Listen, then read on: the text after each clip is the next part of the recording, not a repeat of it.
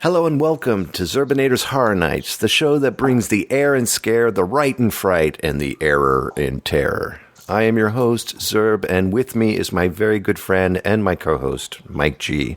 Mike G, how are you doing tonight? Hey, I'm doing fantastic tonight, Kev. How are you? I'm doing really well. I think you've heard me say this before, but I'll say it again. You look beautiful because your shirt matches your skin. You seem to have gotten some sun.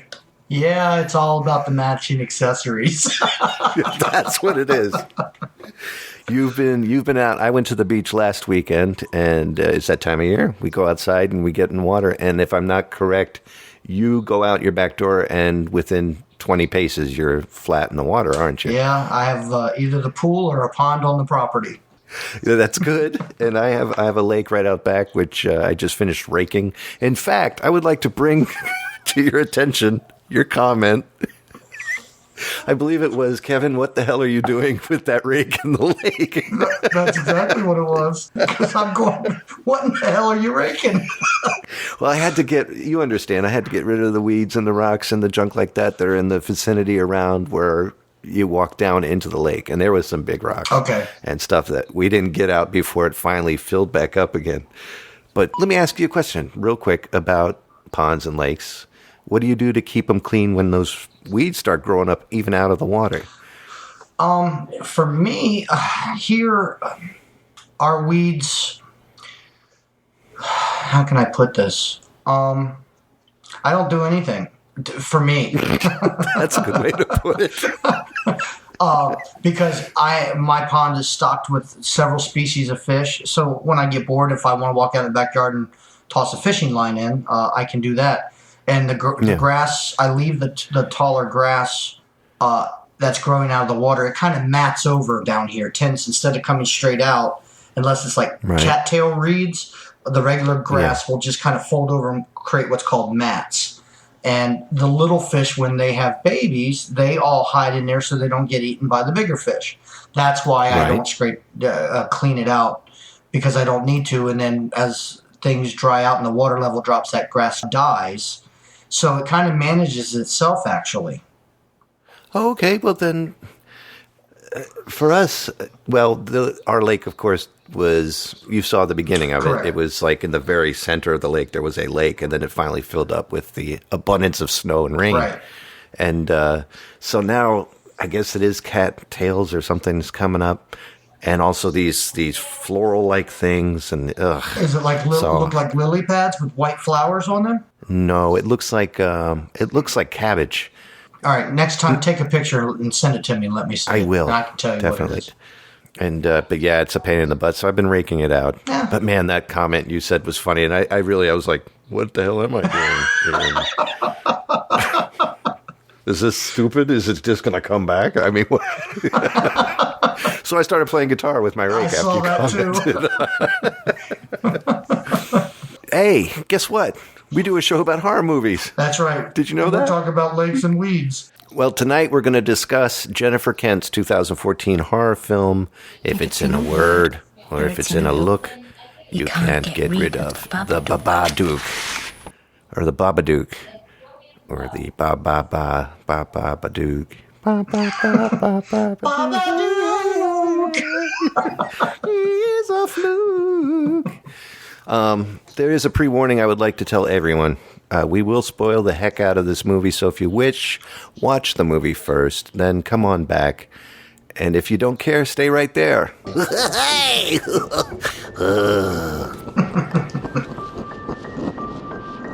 They're coming to get you, Barbara. It would be a little unkind to present this without just a word of friendly warning. Children of the night, what music they make. It deals with the two great mysteries of creation. Hi, I'm Chucky. Wanna play? Life and death. Your mother sits here with his cat. I think it will thrill you. It may shock you. It might even horrify you. When there's no more room in hell, the dead will walk here. So if any of you feel that you do not care to subject your nerves to such a strain... Would you like to leave a message? Now is your chance to... we've warned you. Somebody else.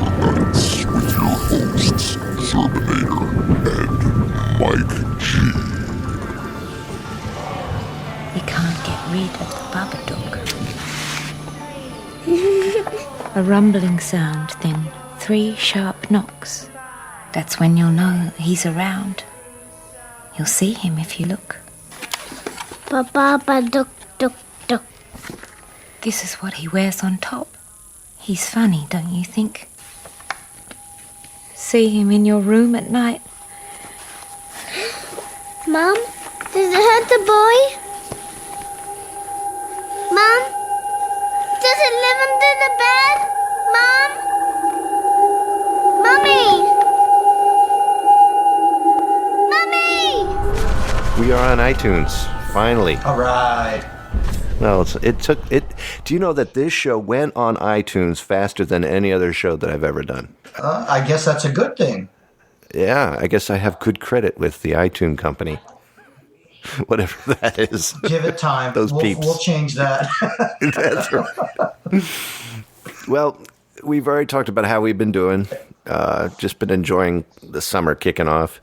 Summer always brings on some good movies, and we did see Babadook. Babadook is a great film by Jennifer Kent. I wanted to ask some questions before we get into tonight's goodies about the feature. Did you ever believe in the boogeyman when you were a child? I did. I will admit it. And it looked like it hit you pretty hard. Yeah. I remember, my mom always said it was a dream to me. It was like one of those dreams that really, really seemed really, really real. And it was one of those dreams that I seemed to repetitively have for some reason when I was very young. That I had something that was in my closet. And at night, it would come out and torment me. And it scared me. And to the point where, when I know that my mom would go to sleep, I would fake that I was asleep so that I could go quietly creep over and sleep on her bedroom floor because I was that scared that something was in my closet. Good Lord. It's like a horror movie. It's like some of the movies that, you could watch at any time about boogeymen.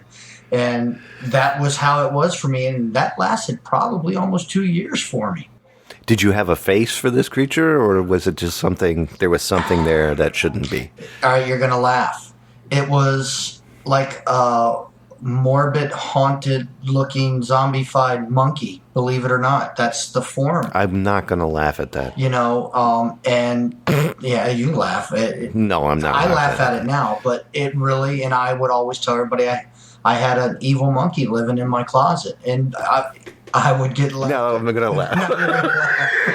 I'm going to laugh too. Sounds like a song you're making up here.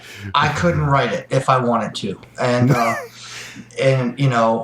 it's, my wife laughs at me about it. And when I've talked about it, but it was something that was for those two. It was when I was younger, it was traumatizing to me. Oh, of course. So what was this like in your pre-10? Probably 7, 8, 9, 10, 11? 6, 7 years old. Okay, then, yeah. And, evil closet it was monkey. just a bad dream that left an impression. And, sometimes those bad dreams, you can have repeat bad dreams, but it was enough for me to say, yeah, there's something in my closet and I'm not sleeping in this bedroom. That would freak me out. What it leads to in my mind is my grandfather had... You remember the old monkeys that sat on, you sit them down, you put something in their back, or you just turn the machine on and it had 2 symbols. Yeah. 2 symbols, and it would go, Yeah. I had nightmares of that damn thing. So, no, that's why I'm not laughing at your evil closet monkey. Right. Not to be confused with a Christmas sock monkey. Yeah, no joke. I mean, it went as far as to where my mom actually went and bought a board that I could prop up under the closet door handle so that the closet wouldn't open up in the middle of the night. It was that. That traumatizing for me, and and eventually it just I guess it's because I got older, I got braver. I'm not sure, faded away. And it faded away, but it's always if I was ever to write a horror movie, I think I would write that and use that as my base storyline. When I was a kid, I don't think, as far as I know, I can't remember me freaking out about anything boogeymanish. I've said before about my sister and I going downstairs to the living room and then looking. Do you remember my house when it had the swinging doors to the basement? Yes. Yeah, and we used to sit and look under those. They were like saloon doors for those listening. I'm sorry. We had saloon doors that led to the basement. My sister and I would lay under those and look down into the darkness and then talk about what we saw, whether it would be Jason from Friday the 13th or Freddy Krueger or whatever. Some of the 80s monsters, and I was already like 11 and 12 then. But prior to that, we would do like, I saw a frying pan floating by or something like that, and we would fear the basement, always fear in the basement. And that was my extent of Boogeyman. I remember one Christmas Eve, my sister and my brother and I would all sleep in the same room Christmas Eve, just so we could all be together, and talk about Christmassy things and whatnot. Well, one night, my brother wakes up in the middle of the night. We were Catholic, so we had a Mary statue in the corner of the room. And my brother wakes up in the middle of the night, and he says, it looks like Mary is talking to me. It scared me to death. Wow. That was the worst Christmas I ever had. I was like, what? Merry Christmas, That's not Santa Claus and reindeer. That isn't visions of sugar plums dancing in my head. That's freaky. That statue's talking to you. So I kind of freaked out about that, and I just remember getting overwhelmingly scared while still trying to hum Jingle Bells, Right. And that's, but no, I never really had a Boogeyman experience. I kind of wish I did. But this movie does a good job making a Boogeyman. Yeah, I agree. Definitely. What was your first reaction to seeing this film? My first, very well written, very well thought out. I couldn't really find, my opinion, looking from a critic's point of view, I couldn't find a flaw with the movie. In a world where we have so many people ripping off, remaking movies and no original ideas, this one stands by itself. Definitely. Serpinators Horror Nights will return in a moment. Gentlemen, welcome to Look It. First rule of Look It is, you do not talk about Look It. Second rule of Look It is, you do not talk about Look It. Third rule of Look It, if there's a power outage, not enough hard drive space, or the wife comes home, the show is over. Fourth rule, no more than 50 megs per show. And fifth rule, no more than one topic per show, fellas. Sixth rule, no shirt, no shoes, no service. Seventh rule, shows will go on as long as they have to. And the eighth and final rule, if this is your first time downloading Look It, you will listen. Welcome to the Look It Podcast, where all your dreams find Look It at www.serpinator.wordpress.com. And yes, it's on iTunes. And now, back to Serpinators Horror Nights. You were the one to introduce this movie to me because I had no clue it existed until you said, have you seen Babadook? In fact, when we were talking about doing a podcast about horror movies, you were the one who said, have you seen Babadook? And I was like, I don't know what you're talking about, and I thought you were making it up. I was like, Baba, what? This guy's crazy. I thought, like, gobbledygook? What is this? And it's gotten to the point where I love this movie so much. You got the book. It's a Blu-ray, but you open it up. Oh, that's cool. That's cool. The monster comes up. That's awesome. And if it's in a look or in a book or whatever in the world, right. Reading Rainbow, it says you can't get rid of the Babadook. That's awesome. Babadook. And now, tonight's feature. I love this thing. I watched it again today. I watched a lot of the background so I could pretend I'm smart for this podcast. My first reaction was intense. Elsie Davis, who plays Amelia in the movie, amazing. She acted so well, just above and beyond in any actress I've ever seen in a horror movie, and totally portrayed it well. Yeah, the feeling that invoked me the most was Noah Wiseman, who plays Samuel. He was so convincing in his brattiness That Yes. I'm not going to lie. As a father, I wanted to turn him across my knee and tan that hide because I was like, he's just. You don't see it till the end of the movie of really why he is the way he is, but right. It was so natural. It wasn't forced acting. It just not at all. And I was like, I wanted to strangle him because it really. But it made them. I hate to say that, but. Actually, I really don't, because to invoke a young actor, I think he was 7 or 8 years old, I think he is, to invoke that kind of feeling in a grown adult from a movie, he did his job. Oh, yeah. Yeah, and incredibly well. Let me go down the cast here. Tonight's feature, of course, is The Babadook, released the 28th of November, 2014, written and directed by Jennifer Kent.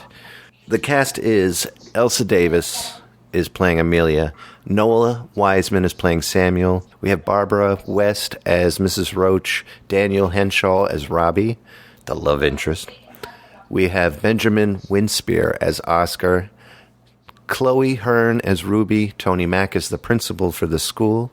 Carmel Johnson as the teacher. And Mr. Babadook, played by Hillary Clinton. So, this movie...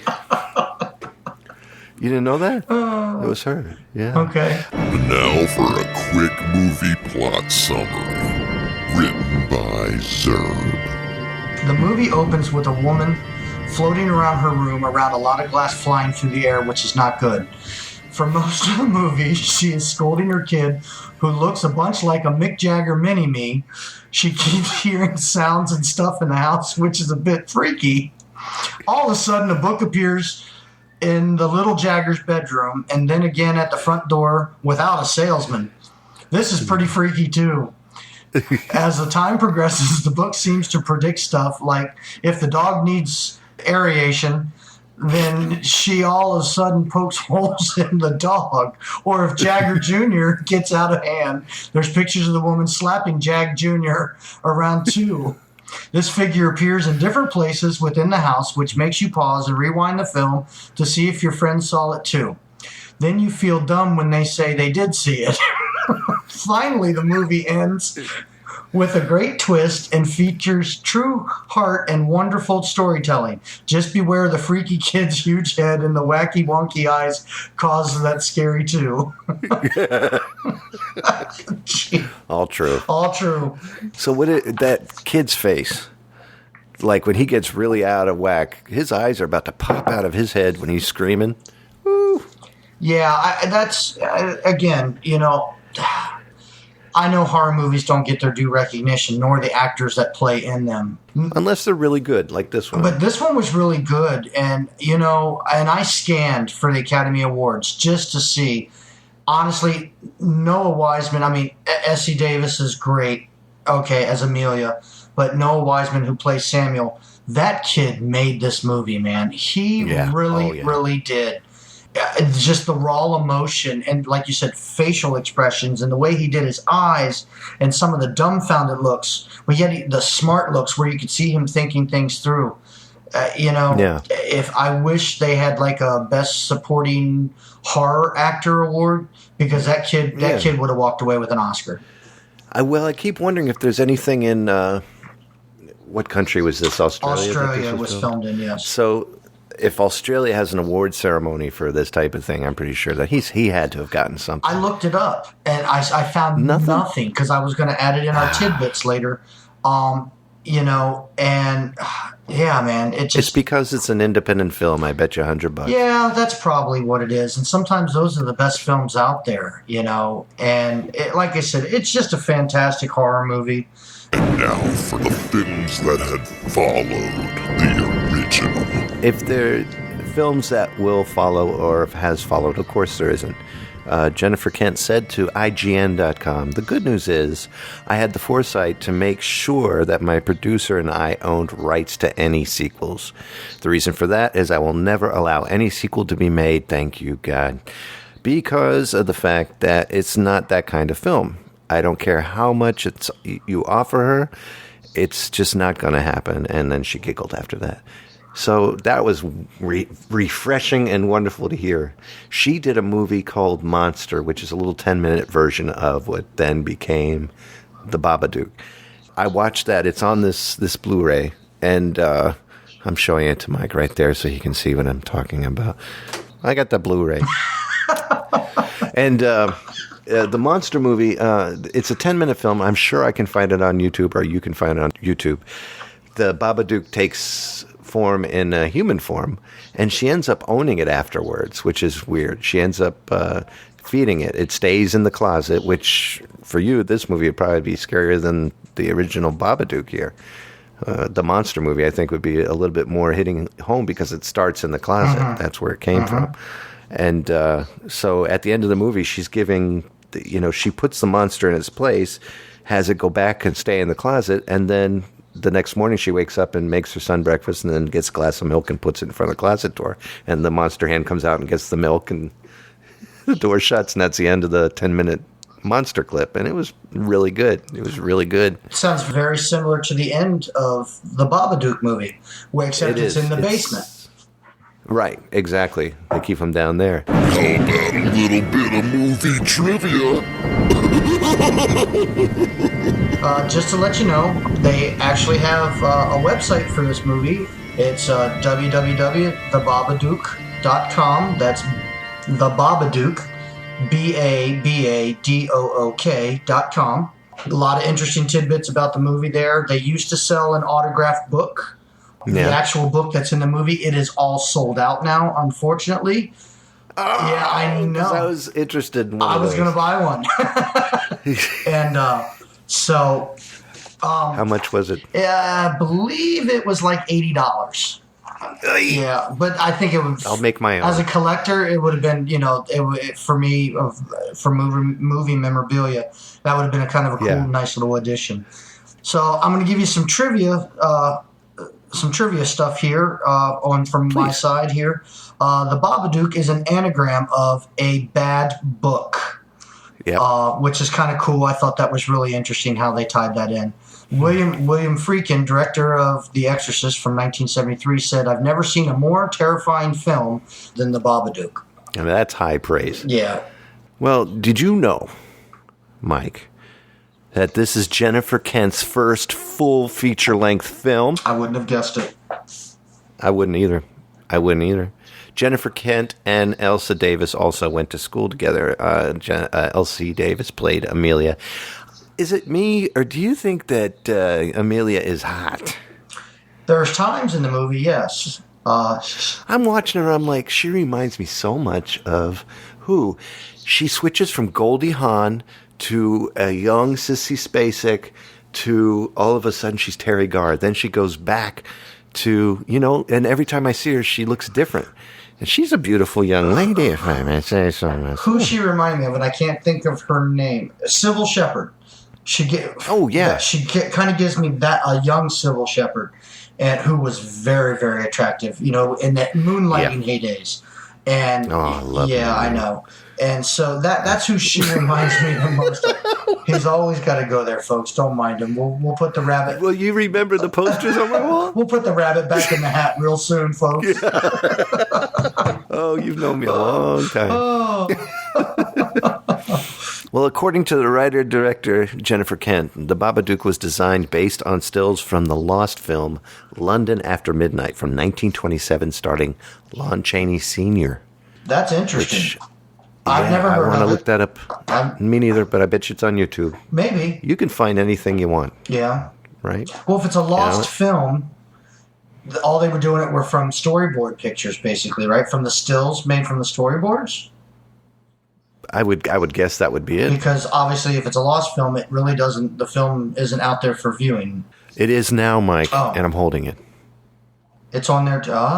Okay, good. No, it isn't on here. No, I'm just saying that the Babadook is based off of that. Okay. So if you want to see this 1927 film, rent Babadook. You get two films in one: the Babadook, and then also what could have been a film in 1927, which someone misplaced, obviously. Yeah. I guess that's how movies get lost. I guess. Well, let me ask you this, sir. Monsters in general, as kids, aren't scary. What the hell did I type? monsters in general as kids aren't as scary as the ones we come up nowadays that we're older. Okay, let me do that again. Take 46.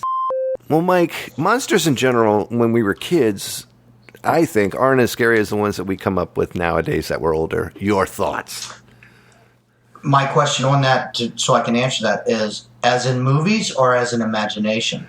Let's say you got up after watching The Exorcist again, and The Exorcist ended at 1 a.m. You started it around 11:30, ended at 1 a.m. You get up to go to the restroom. Do you walk a little bit faster on your way back in the middle of the night when the lights are out?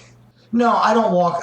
For me, I don't walk any faster because it takes a lot to scare me, number one. But looking at it from the way you've verbalized the question, the modern monsters that we are coming up with for movies or, just in general for haunted houses or storylines, that you can find on random posts, I would think they are a lot more horrible than what people could have come up with 20, 25 years ago. True. I'll take, for instance, like what you just said, kind of kicked in my head. The first thing that came to my mind when you were saying that is Evil Dead. Evil Dead, you watch it, you know it's latex. You know that's a mix of chicken noodle soup with a whole bunch of other types of stuff coming out of the face of whatever. Right. Or the pencil going in the leg. You can tell that's latex, and what's coming out is not blood. It's another type of something. Nowadays, like when they redid Evil Dead, you can't tell the difference as if it's really happening, and it's gotten way a little thick there. And it's not like I'm in control of what is too much, except for myself. If it's too much for me, I'll turn away from it. Right. Special effects has really, I think, changed how we see movie monsters. Okay, I'm piggybacking on what you're saying. Because back Friday, the original Friday the 13th movies, you can tell they're paper mache heads with latex on the outside when, the arrow's going through an eye or something. Now they're using, full-blown ballistics gel, which functions a lot like real skin, real human tissue and muscle. So when those kind of, a hatchet comes down or whatever, it doesn't just break a half like you're hitting a piñata. It actually has the ripples and the movements, and they've come so long with the technology to build capillaries in there so it bleeds like an actual human being does. And, and you go, oh my gosh, when I watch the old ones, it's just a movie. I'm jumping. It scared me. But these go, oh my gosh, that could have been me sitting next to that guy. Yeah, and that could be real. They're not all guys running around in costumes anymore. CG has really come a long way for spirits and apparitions and boom, boom, boom, boom, boom. I mean, just crazy stuff, man. It's fascinating. Yes, it is. Very, very fascinating. Sorry, I went on a rant there. I apologize. No, you okay? Yeah, thanks. I had to have a moment, man. I'm sorry. It's all right. It's all right. Your face got redder when you were doing that. I'm trying to match the color of the shirt. You're doing good. I think you did perfect. Next time I'm just wearing a white shirt, man. Leave my shirt alone. Well, this movie is one of the first horror films I've ever seen where everybody lives in the end, with the exception of a cute little fluffy puppy. But can you name any other film where... I can't think of one where everybody all the characters walked away. Can you think of a movie where everybody survived?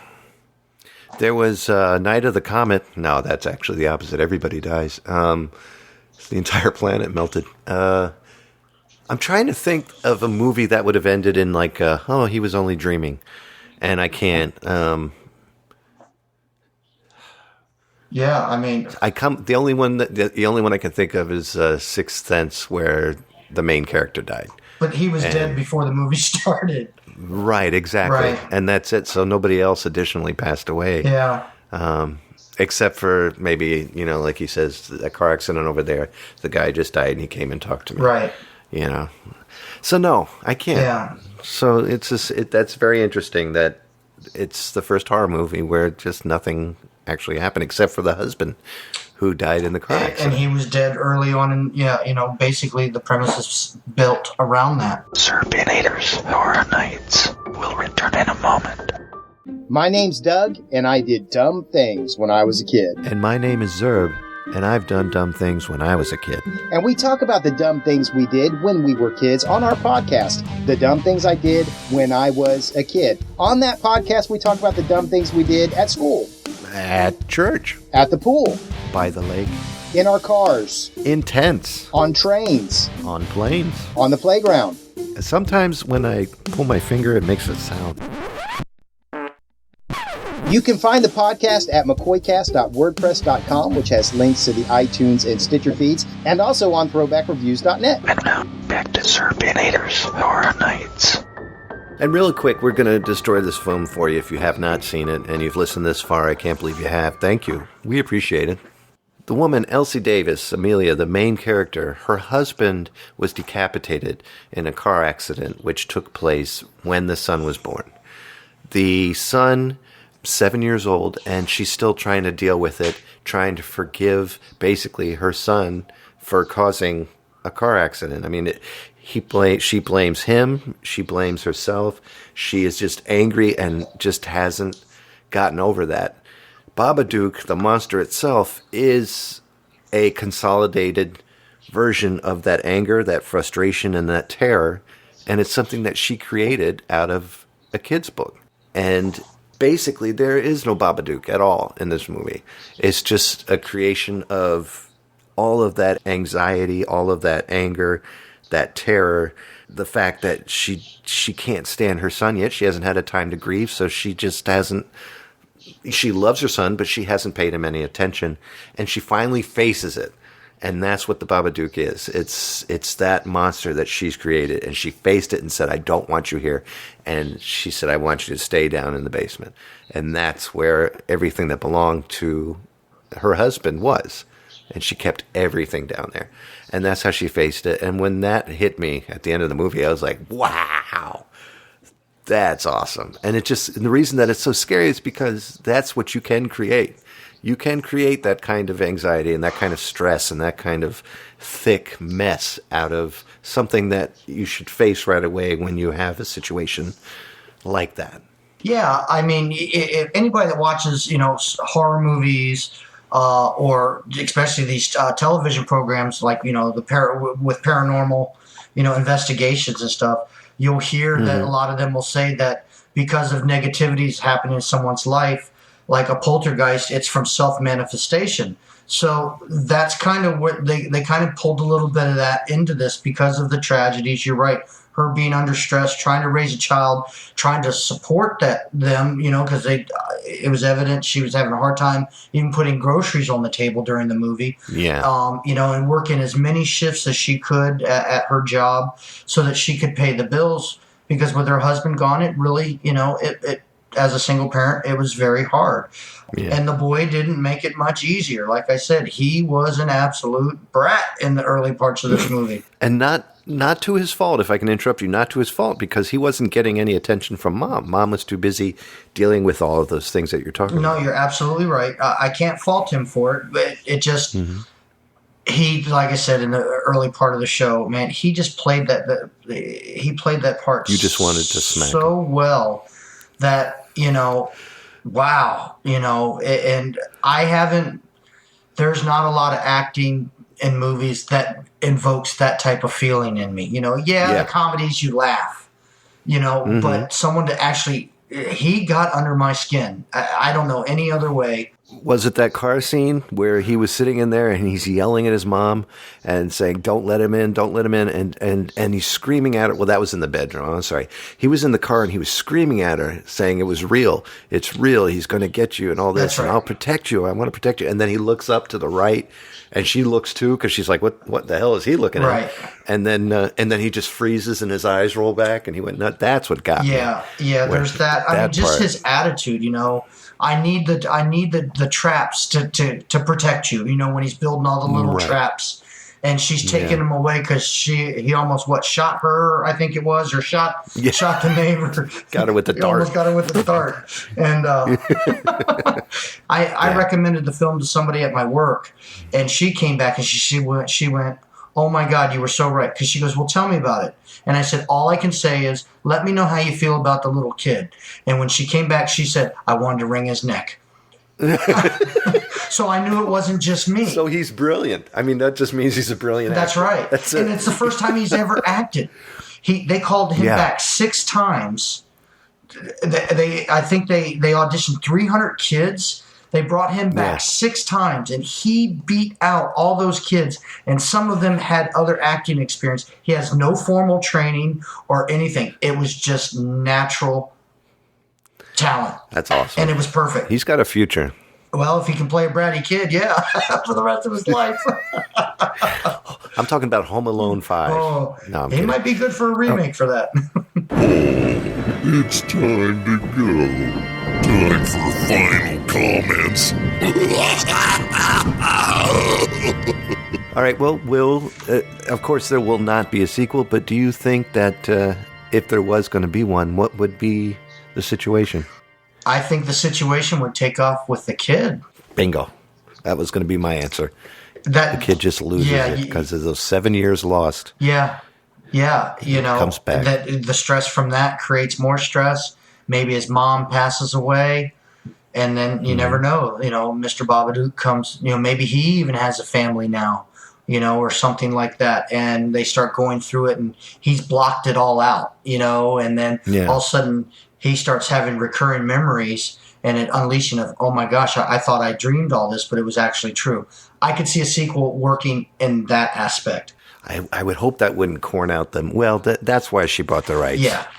So it's not going to be Babadook. It'll be Duka Baba or something stupid. I think they can say, you can throw all the money in the world at me. I think if studio said, look, we really want a second, and we'll give you a $5 million budget, and if you're going to direct it, we'll give you $10 million. I think she's going to think real hard about that. I don't know. She's pretty... I don't know. We'll see, but yeah. I mean, if anybody's going to do it, I'd want it to be her. It would be kind of like what we discussed back when we talked about The Exorcist. Keep it with the original writer. Keep it with the original director. Don't let anybody else touch it if you're going to make a sequel. Other than that, then just let it rest on its laurels now and go down as one of the better horror movies that we've seen in probably the last 10, 15 years. Yeah. Original horror films. I've got to put that. And it's it is completely original. original. It is. Well, Mike, next film, what would you like me to see? You were talking to me about a film that I'm actually looking forward to. I would like you to watch so we can critique for our next podcast a movie called The Den. Does this have anything to do with the room where I keep my TV set? It could. Sorry, go ahead. It could. Is it a lion's den? No, it's... I won't give too much away from it, but it kind of falls on what a lot of social networking activity, which is pretty prevalent in everybody's life now for the most part, and the dangers of it. And I think it, in my opinion, I think it's worth you watching, and you say, yes, I liked it, let's do it, then we'll do it. If you don't, then we'll find something else. Okay. Then I'll take that deal.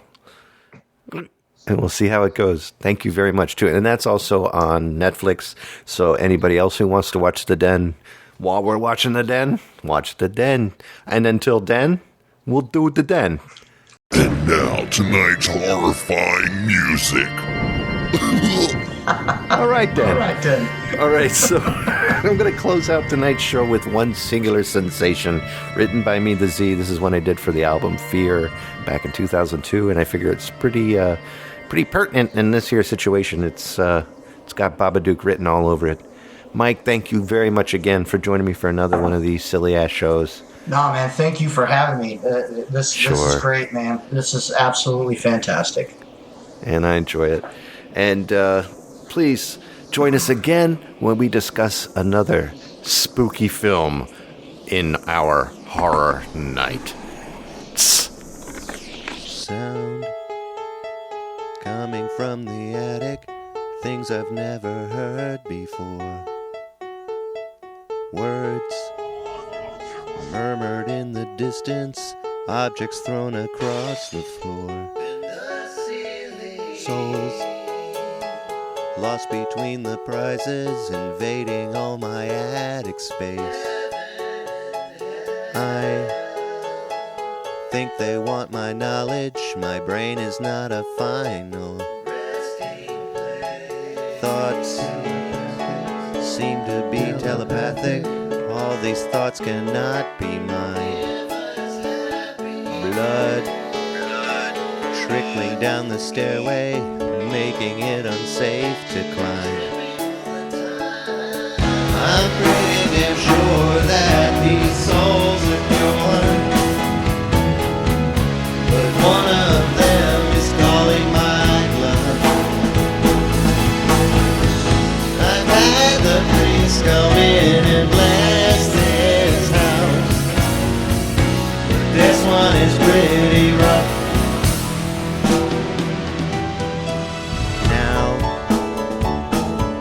Trying to kill me, it wants to eat my soul for lunch.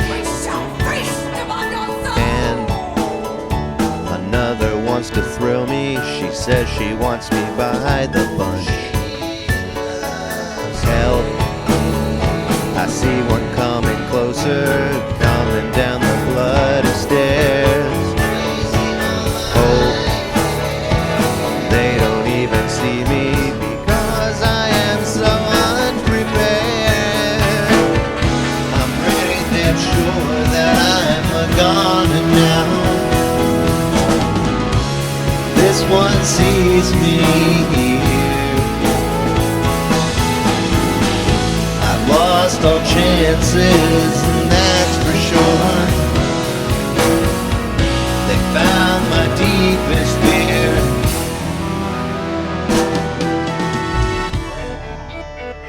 This feels so strange. Join them up the stairs.